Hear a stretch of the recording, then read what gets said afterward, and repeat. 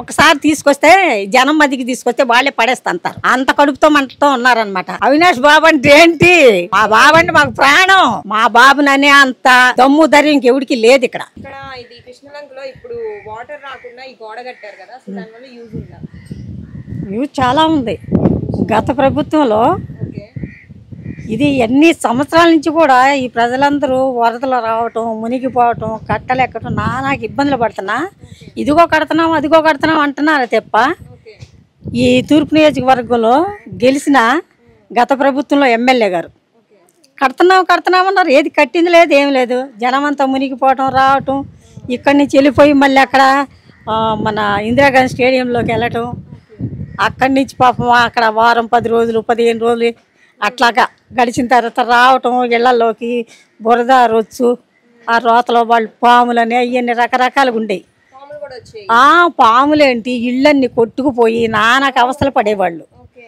సరే ఈసారికి ఇప్పుడు ఈ ప్రభుత్వంలో జగన్ గారు వచ్చిన తర్వాత అసలు ఇది మొదలుపెట్టి 100 కోట్లు చిల్లర దాటింది. అలాగా కట్టి ఈ ప్రజలందరికీ కూడా చాలా మంచి పని చేశారు. ఇప్పుడు వాళ్ళందరూ కూడా ఇప్పుడు అందరూ కూడా సంతోషపడి ఈ ప్రభుత్వానికి ఓట్లు వేయాలని అందరూ అనుకుంటున్నారు.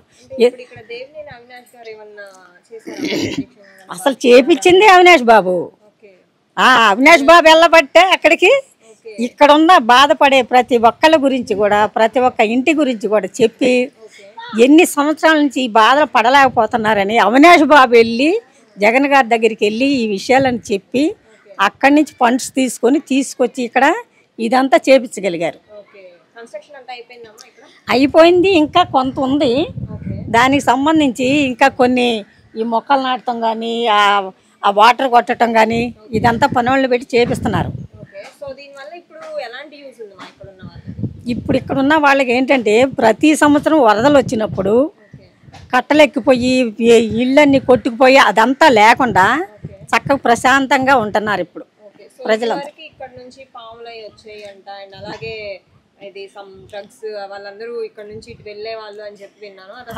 రకరకాల వాళ్ళు ఉండారనమాట. ఏంటి గంజాయిలు తాగేవాళ్ళు కానీ తాగుబోతులు కానీ తిరుగుబోతులు కానీ బేపచ్చంగా ఉండేవాళ్ళు. ఎందుకంటే ఈ గోడ ఉండేది కాదు కాబట్టి ఇష్టం వచ్చినట్టు ఆ ఇసుక తెన్నెల్లోకి వెళ్ళిపోవటం, వాళ్ళు ఇష్టం వచ్చినట్టు తాగటం నానాగా రకరకాలు జరిగాయి. ఇప్పుడు అది చాలా వరకు తగ్గిపోయింది. ఏం లేదు. అసలు జగన్ గారు ప్రభుత్వంలో ఎక్కడ చూసినా అందరికీ ఒకటి కాదు, ఈ గోడనే కాదు, పెన్షన్ల దగ్గర నుంచి అమ్మఒడి దగ్గర నుంచి రైతు భరోసా అంటే వాహన మిత్ర అని ఒకటి కాదు, చేయూత ఇలాంటివన్నీ కూడా ఇప్పుడు ఎక్కడెక్కడెక్కడో జరగటం కాదు, ఈ లోపల వాళ్ళ వరకే చాలామంది లబ్ధి పొందారు. అది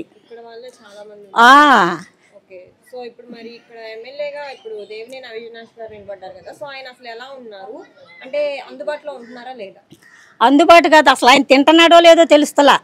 అలాగా తెల్లవారుజామున లెగిసిపోతున్నాడు.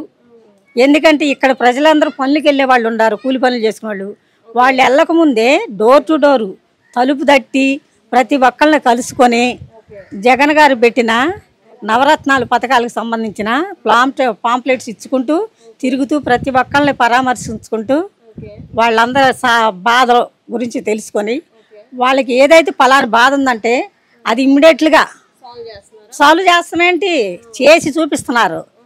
అవినాష్ బాబు అంటే ఏంటి,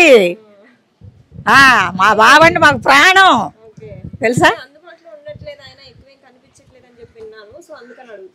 అన్నది ఎవరు ఒకసారి తీసుకొస్తే జనం మధ్యకి తీసుకొస్తే వాళ్ళే పడేస్తుంటారు. అంత కడుపుతో మంటతో ఉన్నారనమాట. మా బాబుననే అంత దమ్ము ధైర్యం ఇంకెవడికి లేదు ఇక్కడ. అది బంపర్ ఆఫర్తో గెలిపిస్తాం.